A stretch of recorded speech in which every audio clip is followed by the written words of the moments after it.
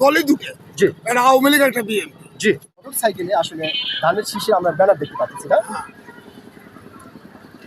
জি।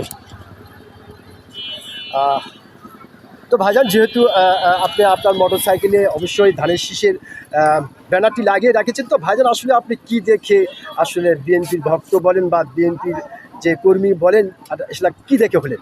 ভাইজান, ঘটনা হচ্ছে কি, আমরা তো বিএনপি হচ্ছে কর্মী, 17 বছর ধরে আমাকে নির্যাতিত, মামলা হামলা, বাংলাদেশের মধ্যে দলই দুটো, জি একটা আওয়ামী লীগ একটা বিএনপি। জি এখন ঘটনা হচ্ছে কি, আমরা চাবো যে সুখে শান্তিতে সবাই একসাথে মিলেমিশে থাকা হোক। জি আমরা ওই জামাতের লাগে বলবো না যে ভোট দিলে জান্নাতে যাবি, কি ব্যবস্থা দিব, এটা দিব, আমরা তা করবো না। জি এটার মালিক হচ্ছে আল্লাহ। জি আল্লাহ যাকে সম্মান দেবে সে সম্মান পাবে, জি বুঝতে পারছেন? জি আমাদের বগুড়া জেলা দাঁড়িয়াবাদ শিবপুর থানা, জি আমরা হচ্ছে জাতীয়তাবাদী দল, জি আমরা আদর্শ দল, জি জিয়া সাহেব ছেলের জি ভদ্রলোক। জি আমাদের নেত্রী জি খালেদা ছিলেন একজন দেশপ্রেমী। জি।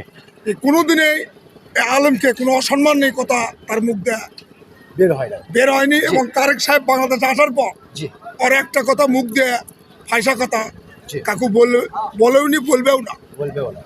জি, অসংখ্য এই ধন্যবাদ। জন্যই আমরা হচ্ছে কি ধানের শীষের কে ভোট দিয়ে ভালো একটা তারেক সাহেবের এতিম সোল, জি আল্লাহ তাকে, যেমন নবী সাহেব আমাদের এতিমদেরকে ভালোবাসতে বলেছেন। এতিমদের ভালোবাসতে, তারেক সাহেবও এতিমদের ভালোবাসে। জি।